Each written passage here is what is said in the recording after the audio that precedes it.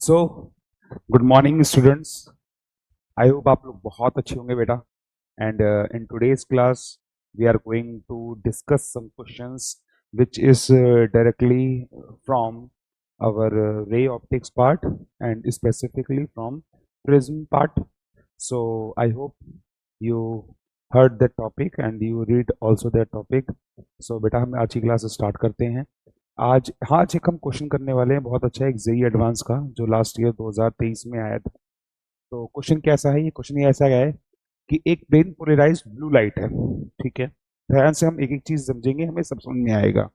एक plane polarised blue light है जो इंसिडेंट हो रही है प्रिज्म पे, ठीक है। कोई प्रिज्म है एंड प्रिज्म पे लाइट इंसिडेंट हो रही है such that there is no reflection from the surface. Reflection मतलब होता है आई टकरा के चली गई, बट यहाँ पे कोई रिफ्लेक्शन नहीं है, तो उन्होंने यहाँ पे बात को मेंशन कर दिया है कि such that there will be no reflection. तो ठीक है, इस बात को हम याद रखेंगे, देयर इज नो रिफ्लेक्शन। यहाँ पे कोई रिफ्लेक्शन नहीं हो रहा है सरफेस से प्रिज्म की। The angle of deviation from emergent ray is delta is equal to 60 degree. ये कह रहे हैं कि जो एंगल ऑफ डेविएशन है, ठीक है, वो एंगल ऑफ डेविएशन है 60 डिग्री, ठीक है। Angle of deviation of emergent ray is 60 degree, कोई प्रॉब्लम नहीं है। यहाँ पे इन्होंने दो फिगर बना रखी हैं, इन दोनों फिगर के अनुसार हम इसको देखेंगे। The minimum deviation for red light for the same prism is 30 degree. यहाँ पे जो इन्होंने दे रखा है, यहाँ पे इन्होंने रेड लाइट के लिए दो अलग अलग फिगर दे रखी हैं, एक इन्होंने ब्लू लाइट के लिए दिखा रखा है और एक इन्होंने रेड लाइट के लिए दिखा रखा है। दोनों ही प्लेन पोलराइज्ड है, प्लेन पोलराइज्ड है, ठीक है। तो यहाँ पे बहुत अच्छा कंसेप्ट यूज हो रहा है और हम यहाँ पे एक प्रिज्म का कंसेप्ट यूज करेंगे और साथ में एक ब्रूस्टर लॉ होता है उसका कंसेप्ट यहाँ पे यूज करेंगे, ठीक है। तो इन्होंने यहाँ पे जो है रेड लाइट के लिए मिनिमम डेविएशन 30 डिग्री दिखा रखा है फिगर 2 में। The reflective index of the prism material, तो जो ये प्रिज्म यहाँ पे हम लोग यूज कर रहे हैं, the reflective index of prism material for blue light, केवल ब्लू लाइट के लिए, मतलब मैं यहाँ बोल सकता हूँ कि द रिफ्लेक्टिव इंडेक्स मतलब mu of blue light is equal to √3। Red light जब ब्लू के लिए ब्लू मतलब ये वाला प्रिज्म करूंगा, जब रेड लाइट बोलूंगा तो ये वाला प्रिज्म यूज करूंगा। देन पूछा है which of the following statements are correct, इनमें से कौन कौन से करेक्ट हैं। तो ठीक है, हमें इनने कोई एक सिचुएशन दे दी है और सिचुएशंस के अकॉर्डिंग हमसे अलग अलग यहाँ पे बातें पूछी गई हैं। तो कोई बात नहीं बेटा, एक एक करके सारी चीजों को देखते हैं। ये कह रहा था blue light is polarised in the plane of incidence. अब ये बात समझने वाली है, पोलराइज्ड। अच्छा, what do you mean by polarised? तो बेटा अगर हम यहाँ पे बोले जाऊंगा पोलराइजेशन, हमने इसको प्रिज्म के लास्ट वाले पोर्शन में पढ़ते हैं कि लेट सपोज कोई मेरी लाइट है, तो इस तरह से इसकी जो मीडियम के पार्टिकल्स हैं ऐसे वाइब्रेट कर रहे होंगे, इस तरह से वाइब्रेट कर रहे होंगे, इस तरह से जिसे हम लॉन्गिट्यूडनल बोलते हैं, और एक कुछ इनसाइड प्लेन कर रहे होंगे। तो यहाँ पे ये है कि क्वेश्चन में उसने बोल रखा है कि जो लाइट है वो आई, लेकिन आने के बाद अगर मैं इस पे ये बनाऊं, इसका पैरेलल बनाऊं, चलो इसको अच्छा से इस पार्ट को समझते हैं। तो पहला वाला ए वाले पार्ट को मैं देख रहा हूं कि भाई मेरी ये प्रिज्म था, ठीक है, ये मेरा प्रिज्म था। हम एक एक बार दोनों ही कंडीशन को चेक करेंगे, ब्लू लाइट के लिए अलग और रेड लाइट के लिए अलग, क्योंकि दोनों ने अलग अलग डिफरेंट सिचुएशन है। तो जैसे ही मैंने यहाँ पे ब्लू लाइट यहाँ पे करी, इसके पास इस तरह से ऐसे होगा, इस तरह से यहाँ पे वाइब्रेशन होगी, प्लेन पोलराइज्ड लाइट है क्योंकि, तो इसमें से कुछ पार्ट इस तरह से ऐसे चला जाएगा एंड देन रिफ्लेक्ट होके ये इस तरह से बाहर निकल जाएगा, ठीक है, ऐसा कुछ हो रहा होगा। जब इसने कह दिया क्वेश्चन के अंदर कि यहाँ पे जो है इसमें कोई रिफ्लेक्शन हो ही नहीं रहा है, ये रिफ्लेक्शन नहीं है, अगर रिफ्लेक्शन नहीं है तो ये बात तो हमें समझ में आनी चाहिए कि जो इसके मीडियम के जो पार्टिकल्स हैं ये वाइब्रेट किस प्लेन में करेंगे, जिस प्लेन में हमारा इंसिडेंट रे है। तो ठीक है, अगर ये बात हमें समझ में आती है तो हमारा पहला ऑप्शन बिल्कुल यहाँ पे करेक्ट हो जाएगा, the blue light is polarised in the plane of incidence. तो इट इज फाइन, ठीक है, ये ब्लू लाइट जो है उस प्लेन में इंसिडेंट करेगी। नेक्स्ट ऑप्शन आता है बेटा, the angle of prism is 40 degree, ठीक है, the angle of prism is 40 degree. It means to say that कि अब मुझे क्या फाइंड करना है, एंगल ऑफ प्रिज्म फाइंड करना है। और ये कह रहे the angle of reflection for blue light in air at the exit of the plane of the prism is 60 degree. मतलब कि जब इसका एंगल ऑफ इमर्जेंस, ये कहीं ना कहीं ये बात बोल रहा है, the angle of reflection for blue light. तो अगर मैं यहाँ पे सेकंड ऑप्शन की बात करूं, अगर बेटा मैं यहाँ पे इसमें जो है सेकंड ऑप्शन की बात करूं, तो आप ध्यान से देखते रहना, ये आपको बात यहाँ पे समझ में आनी ही चाहिए। अगर मैं यहाँ पे बी ऑप्शन की बात करूं, तो ये यहाँ पे बोलना चाह रहा है, आप इस बात को ध्यान से देखेंगे, और ये चीज आपको यहाँ पे एक ही बार में समझ में आनी चाहिए कि जो एंगल ऑफ प्रिज्म है वो 45 डिग्री होना चाहिए। पहले तो मुझे ये चेक करना है, और दूसरा ये चेक करना है कि जो एंगल ऑफ रिफ्रैक्शन है वो कितना है, वो है 60 डिग्री। एंगल ऑफ रिफ्रैक्शन वो भी एग्जिट वाली साइड में, मतलब कि अगर मैं इस तरह से प्लेन बनाऊं, ये मेरा हो गया मेरा प्रिज्म, ये मेरी लाइट इस तरह से गई, इंसिडेंट करी, देन अंदर रिफ्रैक्ट हुई, फिर इस तरह चली गई। अगर मैं यहाँ पे एक इस तरह से एंगल ऑफ रिफ्रैक्शन अलग अलग बनाऊं, तो लेट सपोज अगर ये मैं इसको R1 बोलता हूं, जैसे हमने प्रिज्म में किया था बिल्कुल वैसे ही R2, ये होता है मेरा एंगल ऑफ इंसिडेंस, ठीक है। तो ये जो एंगल ऑफ रिफ्रैक्शन आ रहा है नॉर्मल के साथ, ये वाला जिसको हम एंगल ऑफ इमरजेंस बोलते हैं, तो कायदे से जो डी वाले पार्ट में ना हमसे इस एंगल ऑफ इमरजेंस की वैल्यू पूछी गई है, जिसको इसने जो है ना एंगल ऑफ इसके बारे में बोला है कि भाई ये बोला था angle of refraction for blue light in air. Blue light in air मतलब कि जब वो एयर में आ रहा है तब उस समय एंगल ऑफ रिफ्रैक्शन क्या है, इट मींस ये एंगल ऑफ इमरजेंस की बात कर रहा है, और साथ में प्रिज्म के एंगल की बात कर रहा है कि अगर ये होगा तो ये एंगल प्रिज्म का कितना होने वाला है। तो ठीक है, कोई बात नहीं, बहुत बेसिक चीजें हैं, हम यहाँ पे समझते हैं। तो बेटा अकॉर्डिंग टू, अगर मैं ब्रिविस्टर लॉ देखूं तो हम लोग जानते हैं ब्रिविस्टर लॉ के अकॉर्डिंग जो tan थीटा होता है, tan थीटा भी क्या है, the tan of incidence of incident angle. तो मैं बोल रहा हूं कि जो ये tan ऑफ इंसिडेंस है, इससे मैंने बी से डिनोट कर दिया क्योंकि ब्रिविस्टर एंगल है, that is tan of IB must be equals to refractive index of the prism, refractive index of the prism जो कि हमें √3 दे रखा है, क्योंकि एयर से आ रहा है तो एयर का रिफ्रैक्टिव इंडेक्स हम लोग जानते हैं कि ये 1 होता है, ठीक है। तो this is refractive index of prism upon refractive index of air. तो रिफ्रैक्टिव इंडेक्स प्रिज्म कितना है, √3 divide by under upon air का 1 होता है। तो यहां से मुझे ये समझ में आ गया कि मुझे इतने एंगल पे इसको इंसिडेंट कराना है, तो दैट इज √3, और यहां से मैं बोल सकता हूं कि जो ये एंगल आने वाला है, दैट एंगल ऑफ इंसिडेंस जिसे हमने IB ब्रिविस्टर एंगल से बोला है, इसकी वैल्यू आ गई 60 डिग्री। अब जरा यहाँ पे ध्यान से देखते रहो, हमने बहुत सारी चीजें यहाँ पे सीखी हैं, जैसे कि हम लोग जानते हैं प्रिज्म के अंदर 2-3 कंसेप्ट हमें पता होने चाहिए। पहले क्या कि ये जो R1 और R2 का सम होता है, ये मेरा इक्वल होता है एंगल ऑफ प्रिज्म के। पहला कंसेप्ट आपको ये बहुत अच्छे से आना चाहिए। दूसरा कंसेप्ट मैंने आपको बताया था ब्रिविस्टर लॉ का कि that tan of theta Brewster angle must be equals to refractive index of second medium upon refractive index of first medium, मतलब जिस मीडियम में जा रहा है उसका रिफ्रैक्टिव इंडेक्स डिवाइड बाय जिस मीडियम से आ रहा है उसका रिफ्रैक्टिव इंडेक्स, ठीक है। सारी चीजें बहुत आसान है, आप लोग एक ही चीज देखते रहेंगे तो आपको बिल्कुल यहाँ पे समझ में आता रहेगा। अब मुझे यहाँ पे ना R1 R2 निकाल लूंगा, मैं I निकाल चुका हूं, R1 R2 निकालना चाहता हूं और R2 की हेल्प से मैं E निकाल लूंगा, ठीक है। तो बहुत बेसिक सी बात है, ये आपको यहाँ पे समझ में आ जाएगी। और एक बात और हम लोग जानते हैं कि जब भी डेविएशन होता है तो डेविएशन के लिए जो एंगल होता है वो हमने पढ़ रखा है, दैट इज क्या, I + E - A। तो ये कुछ बेसिक कंसेप्ट हैं, इसके की कंसेप्ट हैं जो हम लोग इस क्वेश्चन में यूज करेंगे। अब बेटा मैं क्या कर रहा हूं, मुझे एंगल ऑफ, एक तो ये एंगल ऑफ इमरजेंस फाइंड करना है और एंगल ऑफ प्रिज्म फाइंड करना है। तो दो चीज फाइंड करने जा रहे हैं, पहले ब्लू के लिए करेंगे फिर रेड के लिए अलग से करेंगे। तो ठीक है, कोई प्रॉब्लम नहीं है, यहाँ पे आप बेटा ध्यान से देखते रहेंगे। और उसके बाद अब मुझे R भी चाहिए, R1 R2 I निकाल चुका हूं, E निकाल लूं कैसे भी करके और A निकाल लूं, मेरा काम हो जाएगा, ठीक है। तो अब मैं क्या करूं उसके लिए, तो मैं भाई क्या कर सकता हूं, एक काम करते हैं, स्नेल्स लॉ अप्लाई करते हैं। तो स्नेल्स लॉ कहता है कि that is refractive index of first medium जो कि 1 है into sine of angle of incidence, that is sine of angle of incidence जो कि हमारा वही ब्रिविस्टर एंगल जो हमने थोड़ी देर पहले निकाला था, must be equals to refractive index of another medium that is √3 into sine of angle of refraction जो यहाँ पे था R1। तो यहां से मैं कैसे भी करके R1 की वैल्यू निकाल लूंगा, IB मेरे को पता है, तो IB था हमने निकाला था पहले, दैट इज 60 डिग्री। तो यहाँ पे आ गया that is sine of 60 degree is equals to √3 into sine of angle of R1, ठीक है।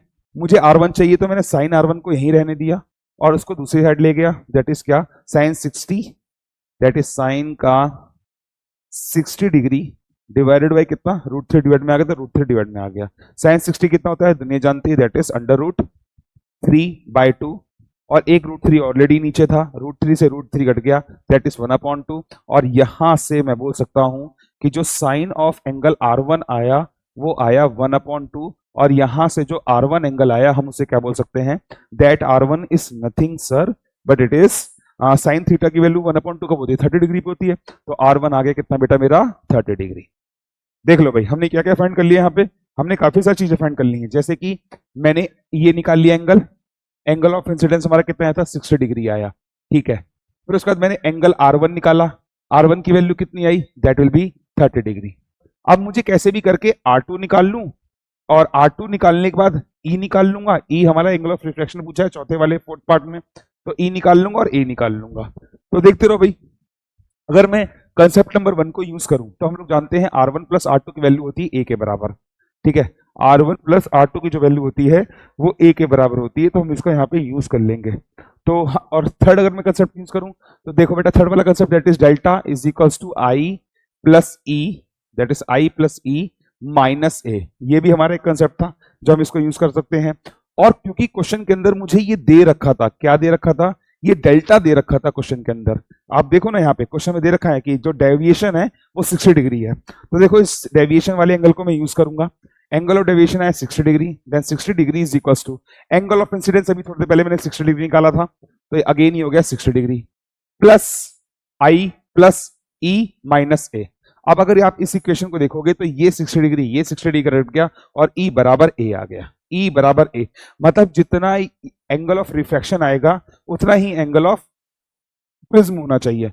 अरे जितना ई उतना ए, तो इसका मतलब यहाँ पे एक चीज हो गई कि जितना ई है उतना ए है। तो अगर एंगल ऑफ प्रिज्म 45 है और एंगल ऑफ रिफ्रैक्शन जो कि ई, हमने ई बोला था, वो 60 डिग्री है, तो दोनों साइमल्टेनियसली एक साथ इक्वल नहीं हो सकते। आइदर एंगल ऑफ प्रिज्म भी 60 डिग्री हो, ये भी 60 डिग्री हो चलेगा, या दोनों 45 होते तो चलता। क्योंकि दोनों की वैल्यू हमने सेम कर ली है तो ऑप्शन एक कटने वाला है। और आई होप आपको समझ में आ रहा होगा कि यहाँ पे मेरा बी ऑप्शन सीधा सीधा कटेगा, लेकिन इसको भी हम और अच्छे सॉल्व करके हम इसे प्रॉपर प्रूव करेंगे कि angle of emergence is equal to angle of prism. अब कायदे से मुझे फाइंड करना है एंगल ई। अगर मैं ई फाइंड कर लूंगा तो मुझे प्रिज्म का भी एंगल पता चल जाएगा। तो अब मैं यहाँ पे प्रिज्म का एंगल फाइंड करने की कोशिश करूंगा, जिसके लिए मैं ये वाला रिलेशन यहाँ पे यूज करने की कोशिश करूंगा। देखो भाई, अगर मुझे यहाँ पे रिलेशन यूज करना है तो मैं यहाँ पे कैसे कर रहा हूँ, आपको यहाँ पे समझ में आ जाएगा। देखते हैं बेटा, तो हमने ये कहा कि हम लोग जानते हैं इस बात को बहुत अच्छे से कि जो R1 प्लस R2 की वैल्यू है, R1 प्लस R2 की वैल्यू है वो A के बराबर है। क्या हम लोग R1 की वैल्यू फाइंड कर चुके हैं? यस सर, हम लोग R1 फाइंड कर चुके हैं, दैट विल बी क्या, 30 डिग्री। तो देखो भाई, ये आ गया 30 degree plus R2 is equal to angle A। और यहां से बोल सकता हूं कि जो R2 की वैल्यू आई वो कितनी आई, A माइनस 30 डिग्री आई। ठीक है, R2 की वैल्यू 30 डिग्री आ गई। ऐसा कुछ मेरा सिनेरियो था, ये मेरा प्रिज्म था, ये मेरा प्रिज्म था, ये लाइट ऐसे आई, रिफ्रैक्ट हुई, देन अगेन रिफ्रैक्ट हो गई। ये इसका नॉर्मल, ये इसका नॉर्मल, ये R1 था, ये R2 था, इसको हमने इमरजेंस बोला था। ठीक है, और ये जब रे इस तरह चली जाएगी तो इस पूरे को हमने डेविएशन बोला था। ठीक है, तो ये R1 R2 E।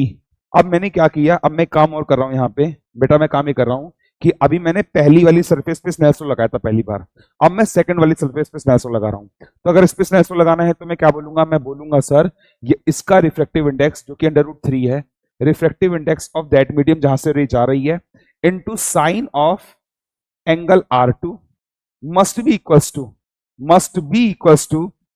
Equals to क्या होना चाहिए, बाहर रे गई तो उसका रिफ्रैक्टिव इंडेक्स हो गया 1 इनटू क्या, sine of angle of refraction. तो ये तो जब इस पे जब हम स्नेल्सो लगाएंगे तो इसका refractive index into sine of R2 is equals to बाहर का refractive index into sine of E।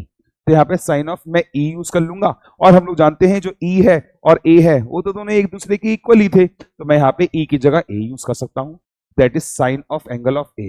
अब जरा ध्यान से देखते रहो बेटा, मैं R2 की वैल्यू जानता हूँ, इस R2 की वैल्यू को मैं यूज कर लूंगा। तो देखो भाई, √R2 √3 आ गया, और R2 की जगह मैं पुट कर रहा हूँ क्या, दैट इज A माइनस का 30 degree, that must be equals to sine of angle of A।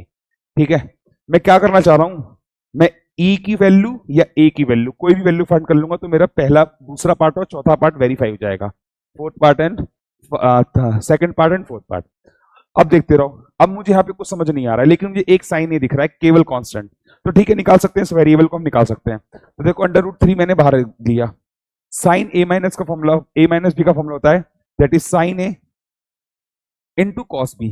तो कॉस कितना आ गया, 30 degree, minus cos A into sine B। Sine B कितना होता है, 30 डिग्री। तो sine A cos B minus cos A sine B, sine A cos B minus cos A sine B, ये use करा, जिसकी वैल्यू थी किसके बराबर मेरी, साइन ऑफ ए के बराबर था। ठीक है, अब मैंने क्या किया यहाँ पे, वैल्यूज पुट करता हूं, √3 एज इट इज रहा, sine A I don't know, but cos 30 is how much, cos 30 जितना sin 60 होता है दैट इज कितना, √3/2। ठीक है, माइनस cos a को cos a ऐसे ही रहने दूंगा, इनटू sin 30 डिग्री कितना होता है सर, ये होता है 1/2, 1/2 ऐसे रहने दिया, विच इज इक्वल टू कितना आया, that will be equal to sine of angle of A. ठीक है, अब मेरे को कैसे भी करके a फाइंड करना है, साइन ए फाइंड करना है, तो मैंने क्या किया, लेट सपोज √3 को इंटर मल्टीप्लाई कर दिया, √3 मल्टीप्लाई किया तो ये बन गया 3/2 into sine A minus √3/2 into cos of A is equals to क्या, साइन ऑफ ए। ठीक है, अब मैं 2 एलसीएम ले लूंगा, जब 2 एलसीएम लूंगा तो ये 2 जो है डायरेक्टली यहाँ मल्टीप्लाई जाएगा, तो ये मैंने यहाँ पे 2 से इसको मैंने मल्टीप्लाई कर लिया।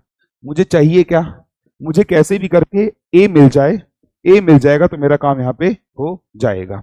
तो देखते हैं कैसे करते हैं। ये देखो, ये 3 साइन ए है, ये 2 साइन ए है, जब ये इधर की तरफ आएगा तो ये माइनस हो जाएगा, इसको इधर ले जा रहा हूँ, इसको इधर ले जा रहा हूँ, तो मैंने क्या किया, 3 साइन ए और ये 2 साइन ए इधर गया तो मेरा क्या बचा, केवल इधर की तरफ साइन ए बचा, और ये उधर की तरफ गया तो बचा ये √3 टाइम्स का कॉस ऑफ ए। अब हम जानते हैं कि sign A upon cos A, अब मैं डिवाइड में लेकर आया तो बन गया मेरा इधर की तरफ क्या, tan a is equal to √3, tan a बराबर √3, इसका मतलब क्या होगा कि a का वैल्यू क्या आई, इट मींस दैट कि a एंगल आया कितना बेटा, दैट इज 60 डिग्री। तो एंगल ऑफ एपेक्स एंगल मतलब प्रिज्म का जो ये वाला एंगल था, ये भी हमने फाइंड कर लिया, ये कितना आया 60 डिग्री, और मैं जानता हूं कि जितना ये था उतना ही ये एंगल ऑफ इमरजेंस था 60 डिग्री, जिसको हमने एंगल ऑफ रिफ्रैक्शन भी बोला था अकॉर्डिंग टू आवर सिचुएशन। तो इसका मतलब यहां से हमारे 2 पार्ट और वेरीफाई हो गए, क्या सर, वो ये हो गया कि प्रिज्म का तो एंगल 45 डिग्री हो नहीं सकता, अभी हमने थोड़ी देर पहले 60 डिग्री फाइंड किया है। ठीक है ना, थोड़ी देर पहले हमने इसको वैल्यूज की अलग से निकाली है कि ए हमारा 60 डिग्री आया है, तो ए अगर 60 डिग्री आया है तो ये बोल सकता हूं कि एंगल ऑफ प्रिज्म ये नहीं हो सकता, हाँ एंगल ऑफ रिफ्रैक्शन इमरजेंस ए के बराबर था, तो ये आ गया। तो अभी हमने ब्लू लाइट के लिए सारी की सारी सिचुएशन यहाँ पे कर ली है। अब नेक्स्ट आता है कि इसके लिए क्या करा जाए, the refractive index of the material, मतलब अभी मुझे बोला है कि बताओ रेड लाइट का रिफ्रैक्टिव इंडेक्स क्या होगा।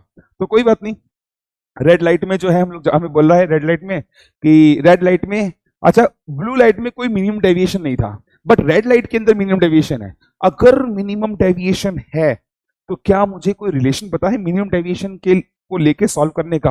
हाँ हम लोग जानते हैं, अगर उसमें हमें पता है, हम लोग जानते हैं कि इसका जो फॉर्मूला होता है बेटा, आप लोगों को याद होना चाहिए, दैट इज क्या, इसका फॉर्मूला होता है बेटा, that is mu is equals to sine of minimum deviation plus A divided by 2 divided by sine of क्या, a/2। ये हमारा मिनिमम डेविएशन जब भी होती है तो ये हमारी सिचुएशन होती है, ये हमें पता होता है।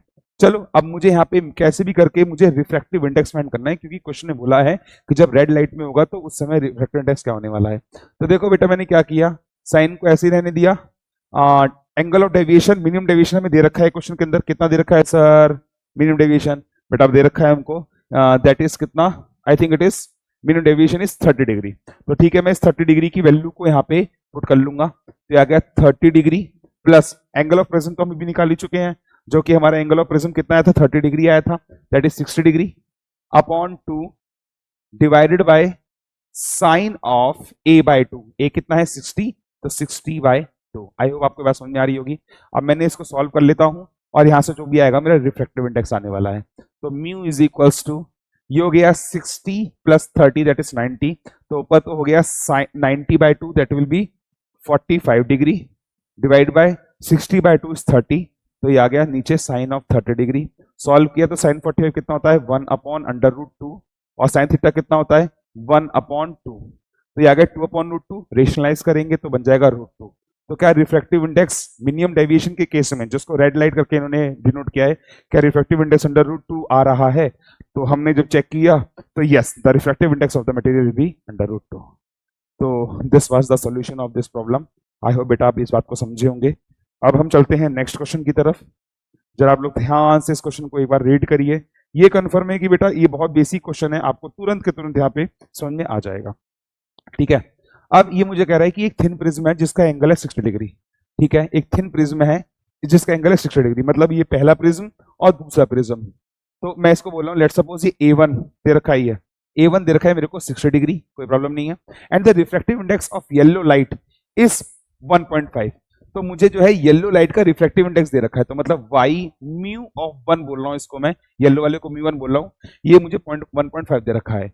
इस कंबाइंड विद अनदर प्रिज्म, दूसरा प्रिज्म है उसका मुझे दे रखा है, तो इसको मैं एंगल ऑफ प्रिज्म को A2 बोल रहा हूँ, दैट विल बी 5 डिग्री। और जो सेकंड वाले का रिफ्रैक्टिव इंडेक्स है इसमें येलो वाले का, तो इसको मैं म्यू2 बोल रहा हूँ कि म्यू2 की वैल्यू मेरे को कितनी दे रखी है, दैट विल बी 1.55 क्वेश्चन में दे रखा है। The combination produces no dispersion. अरे बाप रे, डिस्पर्शन आप लोग समझते हो कि उसकी स्प्लिटिंग नहीं होगी, वो लाइट गई और स्प्लिटिंग नहीं होगी, निकल जाएगी लेकिन स्प्लिट नहीं करेगा, ठीक है, तो कोई डिस्पर्शन नहीं हुआ। तो कह रहा है net average deviation produce by the combination. तो ये पूछ रहा है कि नेट एवरेज जो कॉम्बिनेशन जितना डेविएशन प्रोड्यूस करेगा उसकी वैल्यू ये है, तो उसमें जो ये x है इस x की वैल्यू क्या होगी। तो बेटा इसके लिए आपको कंसेप्ट में आपको बताता हूं कि जब भी डेविएशन होता है और डिस्पर्जन नहीं होता है, मतलब यहाँ पे कोई डिस्पर्जन प्रोड्यूस नहीं कर रहा है, तो अब इसमें याद करें कि deviation is equals to refractive index -1 into angle of prism. तो बेटा पहला की कंसेप्ट तो ये था जो आपको पता होना चाहिए। सेकंड बात, क्योंकि इसने नेट डेविएशन बोला है, तो एक बार डेविएशन पहले प्रिज्म से होगा, एक बार डेविएशन दूसरे प्रिज्म से होगा। तो मैं यहाँ पे बोलूंगा कि जो डेल्टा नेट है वो पहले वाले का डेविएशन प्लस दूसरे वाले का डेविएशन। तो ये मेरे यहाँ पे की कॉन्सेप्ट है जो कि मैं यहाँ पे यूज करने वाला हूँ। चलो अब यूज करते हैं बेटा, आई होप आपको ये बात समझ में आ रही होगी, ठीक है, इतनी बात आपको यहाँ पे समझ में आनी चाहिए। अब आगे बढ़ते हैं। तो हमने यहाँ पे दो कॉन्सेप्ट आए थे, तो अगर मैं यहाँ पे पहले के लिए बोलूं डेल्टा 1, अगर मैं यहाँ पे डेल्टा 1 निकालूं तो डेल्टा 1 होने वाला है दैट इज म्यू1 -1 इंटू ए, ठीक है, A1। और यहीं पे अगर मैं डेल्टा 2 फाइंड करूंगा तो कितना होने वाला है, दैट इज म्यू2 -1 इंटू क्या बेटा, A2, ठीक है। इसका मुझे म्यू दे रखा है, इसका मुझे म्यू दे रखा है, A1 दे रखा है, A2 दे रखा है, दोनों को ऐड करना है। बट पहली वाली लाइट से, ये आपको बेटा क्लास में कहा भी जाता है कि पहली वाली लाइट से अगर डेविएशन इधर होगा और दूसरी वाली से दूसरी साइड होगा, तो जो नेट डेविएशन आएगा दिस माइनस दिस, तो नेट एंगल हमें निकालने के लिए दोनों को माइनस करना पड़ेगा। तो इसीलिए मैं यहाँ पे मॉड भी लगा दूंगा कि जो डेल्टा नेट आने वाला है वो मॉड में आएगा, दैट इज क्या, डेल्टा 1 माइनस का डेल्टा 2, मैं ऐसे यूज करूंगा, ठीक है। मॉड लगा दिया है, नेट पूछा है ना, तो नेट होगा पहले में से दूसरे का माइनस। तो अगर मैं इसको यहाँ पे यूज करूं तो देखते रहो बेटा, दैट इज क्या, म्यू1 -1 इंटू ए माइनस म्यू2 -1 इंटू क्या, A2। ये A1 था, ये A2 था, कोई प्रॉब्लम नहीं है। तो मैं यहां से जो डेल्टा नेट निकालूंगा तो वो आने वाले म्यू1, क्या मुझे क्वेश्चन के अंदर म्यू1 पता है क्या, चेक कर लेते हैं। म्यू1 देर मेरे को दे रखा है, म्यू1 दे रखा है आपको, A1 है 6 डिग्री, म्यू1 है 1.5, A1 है 6 डिग्री, A1 है 6 डिग्री और म्यू1 है 1.5, तो 1.5 माइनस 1 इंटू 6 डिग्री, माइनस करना है इसको किसके साथ, मुझे करना है दैट विल बी, अगला म्यू दे रखा है मेरे को 1.55 and 5 degree, 1.55 minus 1 into 5 degree, ठीक है। मुझे ये कैसे भी करके सॉल्व करना है, तो ठीक है कर लेते हैं।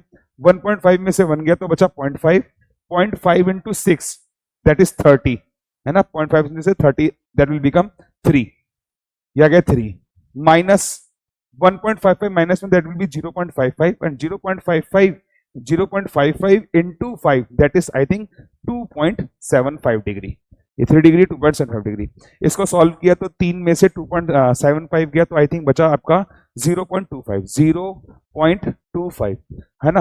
बाई चांस पॉजिटिव आ गया था, अगर ये पॉजिटिव नहीं भी आता, नेगेटिव आता, तो हम लोग याद रखते हैं कि मॉड तो लगाना ही है, तो 0.25 का मॉड मेरा यहाँ पे वैल्यू आ गई है। तो जो नेट का डेल्टा नेट आया है वो आया है, इन्होंने क्वेश्चन की देखो, क्वेश्चन किस फॉर्म में पूछा, क्वेश्चन पूछा 1/x में, तो आप इसको क्या करो, 0.25 है तो इसको कन्वर्ट करो 1 समथिंग में, तो 1 समथिंग मतलब क्या आ गया, दैट इज 25/100, सॉल्व किया तो आ गया 1/4, और 1/4 में इसका मतलब ये है कि ये कंपेयर करना है मुझे किससे, 1/x से कंपेयर करना है, तो x से कंपेयर किया तो x की वैल्यू आ गई 4, तो यहां से हमने समझा कि जो x की वैल्यू है 4, तो इसका क्वेश्चन का आंसर हुआ x is 4। आई होप बेटा आपके वाला क्वेश्चन भी अच्छे से क्लियर हो गया होगा, ठीक है, ये भी बेसिक क्वेश्चन था, ये वाला आपको क्वेश्चन यहाँ पे क्लियर हो जाना चाहिए था।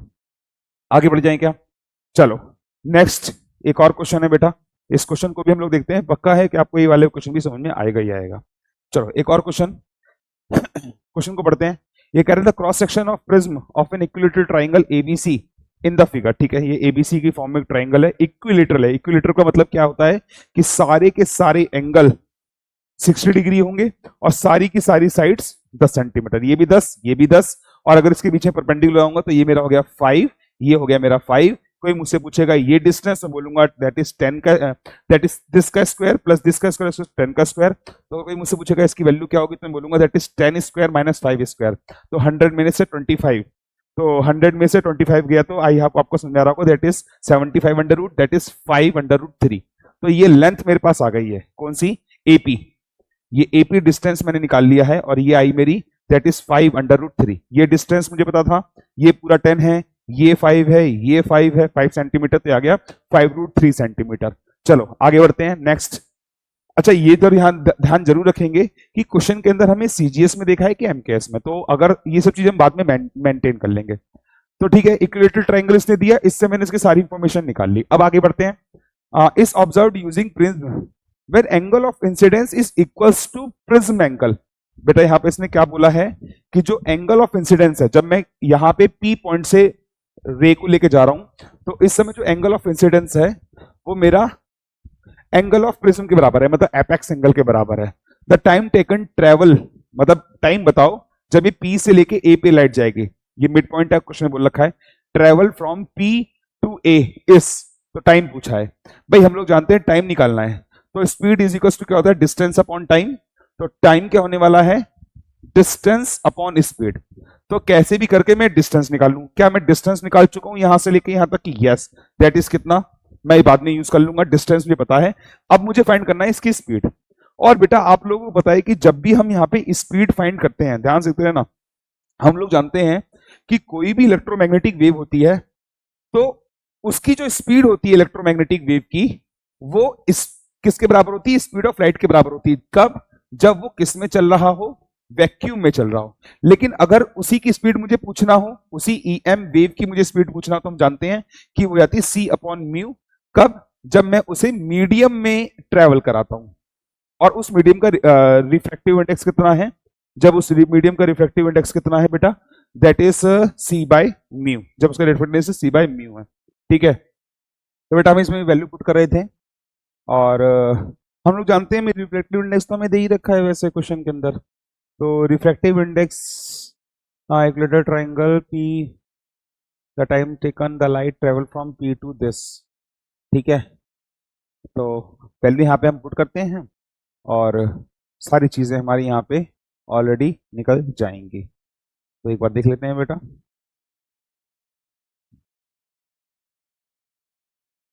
तो बेटा मिनिमम डेविएशन वाली कंडीशन है, तो फिर से वही मिनिमम डेविएशन वाली कंडीशन है, तो हम लोग यहाँ पे म्यू निकालना जानते हैं।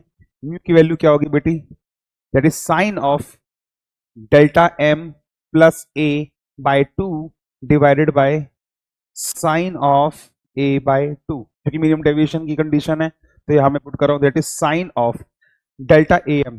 क्या हमें मिनिमम डेविएशन क्वेश्चन के अंदर दे रखा है, तो हम इसको यूज कर लेंगे यहाँ पे, क्योंकि यहाँ पे डेविएशन और ये दोनों मेरा इक्वल है। क्वेश्चन के अंदर मेरा जो डेविएशन है और ये जो है मेरा इक्वल है। कैसे, क्योंकि क्वेश्चन के अंदर मुझे बोल रखा है कि angle of incidence is equals to angle of A, तो एंगल आई बराबर एंगल ए, ये मुझे क्वेश्चन के अंदर गिवन है। अगर ये चीज मुझे यहाँ पे गिवन है क्वेश्चन के अंदर, तो हम लोग इस चीज का यूज यहाँ पे कर सकते हैं। और जब एंगल इंसिडेंस आई के बराबर है ही, क्वेश्चन में बोल ही रखा है, तो हम लोग यहाँ से एक बार बोल सकते हैं, इस बात को क्लेम कर सकते हैं कि हम लोग जानते हैं जो डेल्टा मिनिमम की वैल्यू होती है वो कितनी होती है, दैट इज 2i माइनस ए। तो यहाँ से जो मेरा डेल्टा मिनिमम आने वाला है 2i, क्योंकि i और a दोनों मेरे इक्वल है, तो मैं से 2a माइनस a भी बोल सकता हूँ। तो डेल्टा a की वैल्यू कितनी आने वाली है, a। तो यहाँ पे मैं इसको पुट करता हूँ, that is a plus a, 2a by 2 that is a, divide by कितना, साइन ऑफ a बाई 2। ठीक है, और अभी मैं बोलूंगा कि एंगल ऑफ ये एपेक्स एंगल कितना है प्रिज्म का, तो उसने जब बोला इक्विलेटरल ट्रायंगल है तो सारे के सारे एंगल कितने होने वाले हैं, 60 डिग्री होने वाले हैं। तो मैंने यहाँ पे यूज किया क्या, that is sine of 60 degree divide by sine of 60 by 2, that will become क्या, 30 डिग्री। साइन 60 कितना होता है हम लोग जानते हैं बहुत अच्छे से, यहां से मेरा म्यू आने वाला है। साइन 60 कितना होता है, that is under root 3 by 2 divide by sine 30 कितना होता है 1/2, 2 से 2 गया तो रिफ्रैक्टिव इंडेक्स की वैल्यू आई √3। अगर रिफ्रैक्टिव इंडेक्स की वैल्यू √3 आ गई तो मैं इसकी वेलोसिटी निकाल सकता हूं। तो हम बेटा यहाँ पे क्या कर रहे हैं, वेलोसिटी निकालेंगे। तो अगर मैं यहाँ वेलोसिटी निकालूं तो वेलोसिटी का फॉर्मूला होगा speed of light upon refractive index. तो स्पीड ऑफ लाइट कितनी होती है 3 × 10⁸ मीटर पर second divided by mu. Mu is the refractive index जो √3 हमने निकाल लिया है। √3 से मल्टीप्लाई डिवाइड कर लूंगा जिसे हम रेशनलाइजेशन भी बोलते हैं। तो ये √3 को कट कर देगा और बचेगा क्या, मेरी स्पीड ऑफ लाइट कितनी आई, दैट इज √3 × 10⁸ मीटर पर सेकेंड। ये मेरी आई है स्पीड।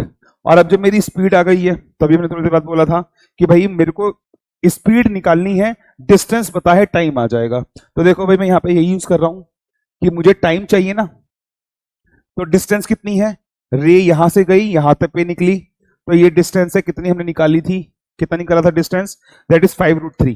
तो 5 × √3, क्योंकि सेंटीमीटर में तो मीटर में भी कन्वर्ट कर लेंगे, क्योंकि देखो यहाँ पे स्पीड ऑफ लाइट भी मीटर पर सेकंड में है तो मुझे यहाँ भी मीटर लेना चाहिए। तो अगर 10⁻⁻², ठीक है, डिवाइडेड बाय अभी हमने थोड़ी देर पहले स्पीड निकाली थी, स्पीड कितनी आई थी, दैट इज √3 × 10⁸ मीटर पर सेकेंड। तो अगर मैं इसको यहाँ सॉल्व करूं तो √3 से √3 गया, ये आया 5 × 10⁻⁻10। क्वेश्चन में हमसे पूछा है कि समथिंग इंटू 10⁻⁻10, तो कितना ये समथिंग क्या होगा, तो आई थिंक इट इज 5, तो आंसर विल बी 5। बेटा आई होप आपको ये वाला क्वेश्चन भी अच्छे से क्लियर हो गया होगा। अब हम बेटा नेक्स्ट क्वेश्चन पर चलेंगे जो कि अगेन अच्छा क्वेश्चन हो सकता है। Let's try another question. Next ये कह रहा है a prism of angle A, एक कोई प्रिज्म है जिसका एपेक्स एंगल दे रखा है 1 डिग्री, उसका रिफ्रैक्टिव इंडेक्स है 1.5, मतलब मुझे इसका म्यू दे रखा है और मुझे उसका ए दे रखा है, ठीक है। A good estimate for the minimum angle of deviation in degree is close to n/10। तो ये बोला है कि उसकी जो मिनिमम डेविएशन की जो वैल्यू है वो कितनी होने वाली है। तो की कंसेप्ट क्या है, हमने लास्ट क्लास में क्वेश्चन में किया था कि डेल्टा मिनिमम क्या होता है, म्यू -1 × a। तो मुझसे यहाँ पे म्यू डेल्टा मिनिमम की वैल्यू पूछ रहा है, तो डेल्टा मिनिमम की वैल्यू होगी that is delta minimum is equals to mu दे रखा है मेरे को, दैट इज क्या 1.5 - 1 इंटू रिफ्रैक्टिव इंडेक्स कितना दे रखा है मुझे 1 डिग्री दे रखा है। तो 1.5 - 1 कितना होता है ये, आई थिंक 0.5, तो 0.5 × 1 दैट इज 0.5 डिग्री। क्योंकि मुझे इसमें जो है समथिंग अपॉन 10 की टर्म्स में दे रखा है तो मैं इसे समथिंग अपॉन 10 में कन्वर्ट कर लूंगा तो आ गया 5/10 डिग्री, ठीक है। तो ये जो 5 आया है हमें इससे कंपेयर करेंगे दैट इज n/10 से, तो n की वैल्यू कितनी आ गई 5, तो हमारा आंसर आ गया 5। So thank you so much बेटा, हमें इतने ही क्वेश्चन करने थे। That is all for today, मिलते हैं अगली क्लास में। शुक्रिया सो मच, बाय बाय बेटा, थैंक यू सो मच।